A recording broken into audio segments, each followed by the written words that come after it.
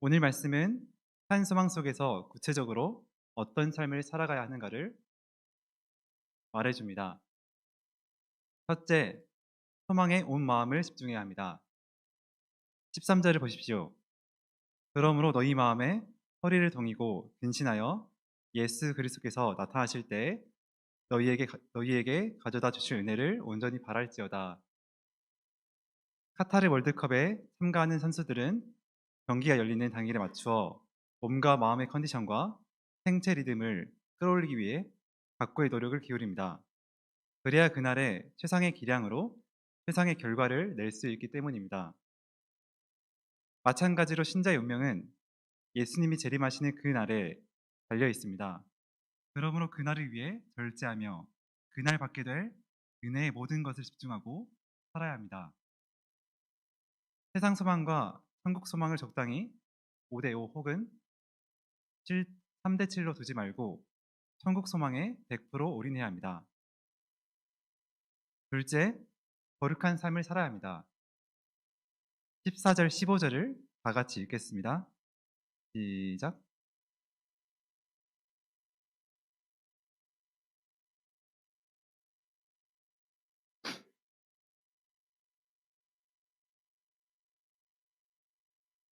기록을 보면 로마 사회의 상류층은 얼마나 부와 풍요를 즐겼는지 새로 나온 음식을 먹기 위해 각종 먹은 음식을 토해내기도 했다고 합니다.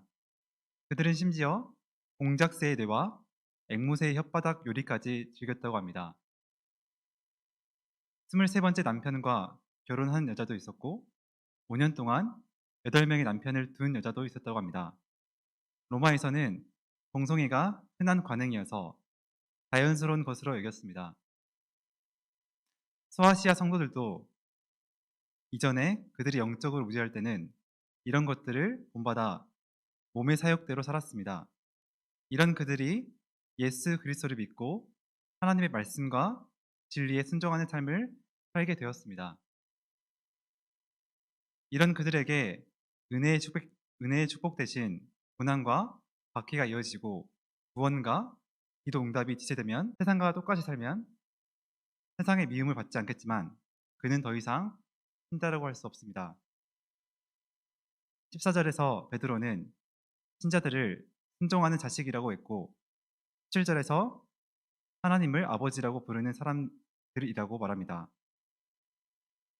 하나님은 신자를 자녀로 부르셨습니다. 우리는 이 땅에 서는 동안 육신의 아버지로부터 많은 도움과 어떻게 속량을 받았습니까? 은과 금이 아니라 오직 흠없고 점없는 예수님께서 우리 대신 십자가에서 보배 피를 흘려 주셨습니다.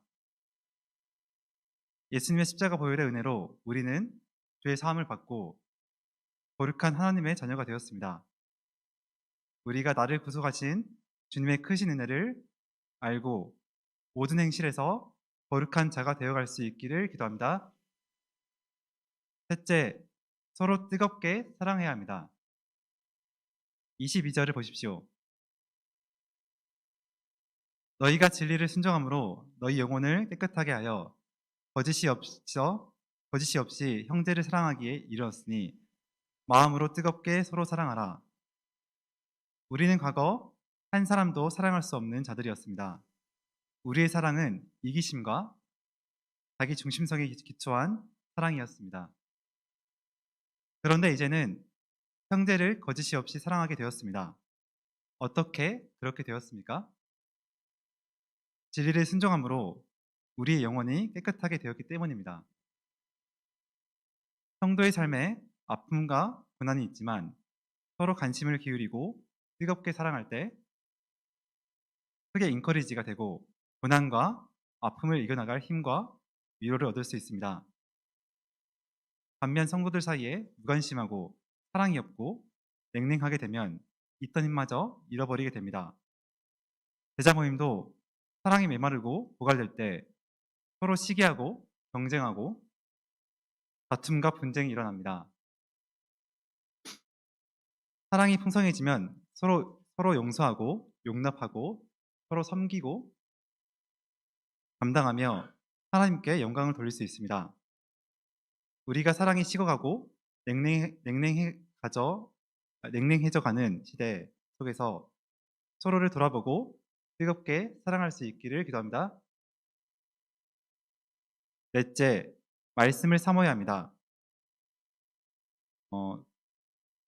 23절과 25절을 보십시오. 세상 영광과 지식은 화려해 보여도 오래가지 못합니다. 풀의 꽃과 같이 금방 시들고 떨어집니다.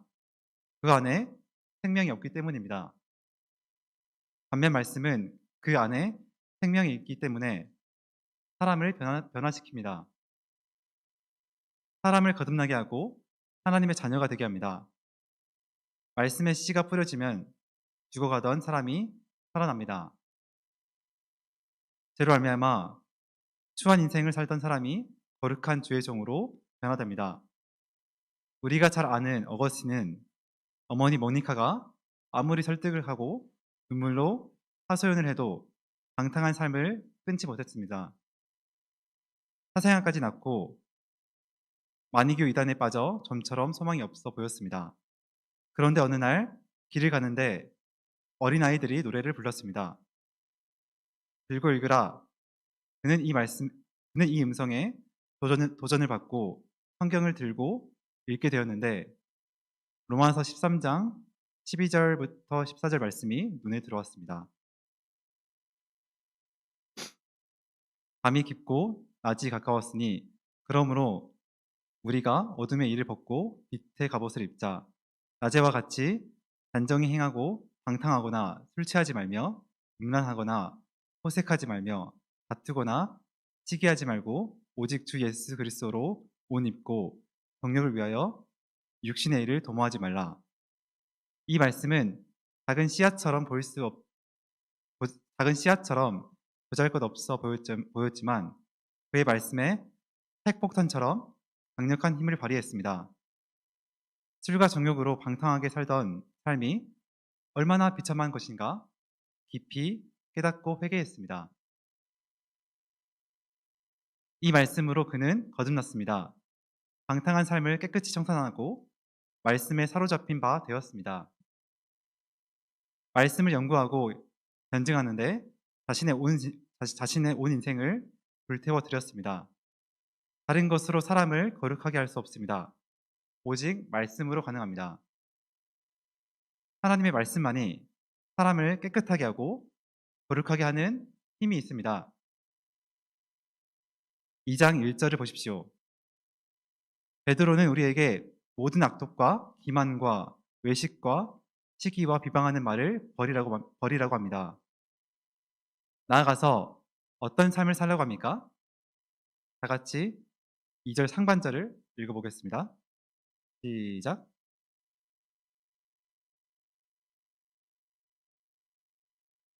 베드로는 하나님의 말씀을 순전하고 신령한 젖으로 표현했습니다. 하나님의 말씀 안에 우리 영혼의 생명을 유지하게 하고 성장하게 하는 데 필요한 영양분이 가득 담겨 있기 때문입니다.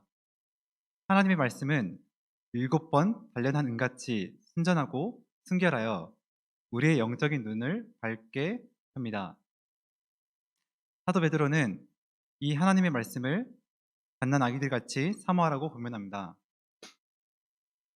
사모하라는 것은 영어로 crave로 강렬한 소원을 가지고 갈망하라는 것입니다. 갓난 아기는 젖이 없으면 세상이 다 떠나가는 것처럼 울부짖으며 엄마 젖을 찾습니다. 엄마 젖을 찾으면 젖 먹던 힘을 다해 젖을 빨기 시작합니다. 아이가 엄마 젖에 입을 갖다 대기만 한다고 해서 저절로 젖이 나오지 않습니다. 그 젖을 온 힘을 다해 빨아야 합니다. 갓난 아기는 엄마 젖을 물고 필사적으로 빱니다. 우리는 무슨 일에 온 힘을 다 기울이는 모습을 표현할 때 젖 먹는 힘까지 다한다고 말합니다. 하나님의 말씀도 그것을 읽기만 한다고 해서 그 말씀 안에 있는 생명의 양분이 저절로 흘러 들어오는 것이 아닙니다. 그 말씀 속에 담겨 있는 진리를 깨닫고자 하고 영적인 양분을 공급받고자 하는 간절한 영적 소원을 가지고 사모할 때 비로소 신령한 양분이 우리 영혼 속으로 흘러 들어오게 됩니다. 우리가 왜 이렇게 순전하고 신령한 젖을 사모해야 합니까? 2절 하반절을 보십시오. 이는 이로 말미암아 너희로 구원에 이르도록 자라게 하려 함이라. 우리는 거듭나고 하나님의 자녀가 되었지만 그 영원한 영광에 이르기까지 끊임없이 자라가야 합니다. 그리스도의 장성한 분량이 충만한 데까지 자라가야 합니다. 신앙은 시간이 흐르고 연륜이 쌓인다고 자라지가 않습니다. 여전히 세상과 하나님 사이에서 전혀 구별됨이 없이 똑같은 가치관을 갖고 똑같은 방식으로 생각하고 행동하는 사람이 있습니다. 여전히 한 사람도 품지 못하고 시기하고 비방하고 어린아이 레벨에 머물러 있을 수도 있습니다. 주님을 기쁘시게 하고 주님의 영광을 위한 삶에는 관심이 없어 오직 자기 일, 자기 삶에만 마음이 가 있는 사람이 있습니다. 이런 우리의 생각과 마음의 행동을 바꾸고 성숙으로 나아가게 하는 힘이 무엇입니까? 말씀에 대한 나의 태도입니다. 영어 속담에 이런 말이 있습니다. We are what we eat. 우리가 먹는 것이 곧 우리라는 말입니다. 우리가 먹는 음식이 우리 몸의 세포가 되고 뼈와 살을 이루고 각종 장기를 구성하듯이 영적으로도 우리가 먹고 섭취하는 것이 우리의 생각과 삶과 인격을 형성하게 됩니다. 불량식품을 자꾸 먹으면 건강을 해치듯이 시간이 날 때마다 인터넷을 하고 세상의 악독, 비만, 외식, 시기, 비방을 접하고 이런 것들에 익숙해지다 보면 나도 모르게 영혼의 병들고 약해지게 됩니다. 그러나 순전하고 신령한 주의 말씀을 사모하고 가까이 하기 시작하면 우리의 생각과 마음이 밝아집니다. 은혜 받은 말씀 중에 한 말씀을 순종하고 암송하고 마음에 새기고 하루 종일 묵상하면서 그 말씀의 영향을 받고 그 말씀의 지배를 받기 시작하면 하루 종일 말씀으로 인해 마음의 평화를 잃지 않고 승리의 삶을 살게 됩니다. 우리가 순전하고 신령한 말씀을 가까이 하고 그 말씀 앞에 나를 비추어 보고 순정해서 하루의 삶을 이끌게 해 보십시오. 내가 얼마나 말씀에 노출되고 영향을 받는지 아니면 여전히 세상의 영향을 받고 본성의 지배를 당하는지 이는 실로 엄청난 차이가 있습니다.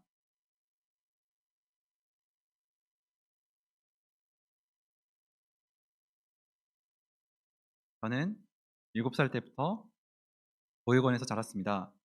초등학교 1학년 때는 고아원 출신이라는 것을 친구들에게 숨기고 싶었습니다. 그래서 학교가 끝나고 집에 돌아가는 길에 주변에 친구들이 지나가지 않는지 살펴보기도 했습니다. 또한 단체 생활이다 보니 개인의 자유와 사정을 배려해주지 않고 단체 생활에 맞춰 움직여야 했습니다. 그래서 공동체로부터 벗어나 누구에게도 간섭받지 않고 자유로운 인생을 살고 싶었습니다. 고3이 되고 진로에 대해서 고민하던 중 인생의 문제의식 없이 살아가는 제게 주님은 찾아와 주셨습니다. 보육원에 가회하러 온 권상훈 목사님을 통해서 UEF를 알게 되었고 1대1 목자님을 소개받아 성경 공부도 시작하게 되었습니다. 성경 공부를 통해 창조주 하나님을 알게 되었습니다. 세상에 별 필요 없는 존재라고 생각했던 나를 놀라운 계획 가운데 지으셨다는 것에 감사했습니다. 물을 포도주로 바꾸신 주님을 통해 제 인생도 변화되고 싶었습니다. 공부라는 것을 제대로 해본 적이 없는 제가 이공대에 들어가고 또 열심히 공부하여 조선대학교 기계공학과에 편입할 수 있었습니다. 또한 워킹 홀리데이로 캐나다 토론토로 1년간 지내기도 했는데 다니엘 선교사님 가정의 도움으로 적응을 쉽게 할 수 있었습니다. 또한 일본인 친구들과 친해지는 것은 한국에서는 있을 수 없는 기회라고 생각해서 아르바이트 외에 대부분의 시간을 친구들과 보내기도 했습니다. 캐나다에서 보냈던 시간은 선교사님들의 헌신과 믿음을 보고 배우며 느꼈음에도 불구하고 신앙적으로는 좋지 못했습니다. 한국으로 돌아온 후 교회를 떠나 일자리가 많고 더 자유롭게 지낼 수 있는 경기도로 취업하고자 했습니다. 기사 자격증과 토익 점수를 만들고 막상 경기도로 취업하고자 하니 1:1 목자님을 비롯해 목자님들의 많은 섬김에 감사해서 떠날 수가 없었습니다. 그래서 광주에 남고자 했을 때 주님은 제게 놀라운 은혜를 주셨습니다. 광주에 있는 일본계 회사 취업을 위해 일본어 공부를 하던 중 강마리아 목자님을 통해서 도쿄 UBF에 마야 목자를 소개받고 일본 선교 과정을 이룰 수 있도록 축복해 주셨습니다. 일본 취업을 위해 국비 수업을 들었는데 원래는 서울에서 수업을 들어야 하지만 코로나로 인해 서울에 가지 않고 줌으로 수업을 듣게 되었습니다. 또한 학원을 다니며 공부했을 때는 늘지 않았던 일본어가 수업을 통해서 일본 회사에 지원할 수 있는 일본어 자격증을 취득하고 전공을 살려 설계직으로 일본 회사에 취업할 수 있게 되었습니다. 저는 이번 가을 수양의 말씀을 맡게 된 것을 알게 되었을 때 부담이 생겼습니다. 베드로전서 말씀을 읽어본 적도 없기에 말씀을 잘 감당할 수 있을지 걱정이 되었습니다. 또한 제자의 생활이라는 주제로 말씀을 전해야 하는데 현재의 저를 보면 제자의 생활과는 전혀 다른 삶을 살고 있었습니다. 교회 모임에 자주 참석하기에 겉으로 보기에는 믿음이 좋아 보일 수도 있지만 실은 그렇지 않습니다. 평소에 말씀을 사모하기보다 시간이 나면 인터넷을 하거나 유튜브나 넷플릭스에 빠져 지낼 때가 많았습니다. 그럴 때 기도 생활을 대충 하고 예배도 형식적으로 드릴 때가 많았습니다. 하지만 말씀을 준비하면서 마음속의 잔재미와 쾌락의 우상에 있는 자신의 모습을 발견하고 회개하게 되었습니다. 1:1 목자님은 수양회까지 미디어 절제와 말씀을 깊게 묵상해 보라고 방향을 주었습니다. 말씀을 묵상했을 때 하늘나라에 대한 한 소망을 갖고 살아가는 내가 무엇에 힘써야 하는가 잘 깨닫게 되었습니다. 그것은 본문 말씀에서와 같이 하나님의 말씀을 사모해야 함을 깨닫게 되었습니다. 이제는 안목의 정욕을 끊고 갓난아기가 젖을 사모하듯이 말씀을 사모할 수 있기를 기도합니다. 저는 몇 달 후면 일본으로 가게 됩니다. 선교지로 가면 많은 어려움이 있을 것입니다. 제가 아직 여러모로 부족하지만 주님께서 친히 인도해 주실 것을 믿고 선교사로서 일본 역사에 온전히 제 자신을 드릴 수 있기를 기도합니다. 결론적으로 우리는 한수만 가운데 사는 자들로서 거룩해야 합니다. 이를 위해 예수님의 십자가 보혈의 은혜를 기억하고 보혈의 능력을 덧입어야 합니다. 십자가 사랑으로 형제를 뜨겁게 사랑하기에 힘써야겠습니다. 모든 악독을 버리고 순전하고 신령한 하나님의 말씀을 간절히 사모할 수 있기를 기도합니다.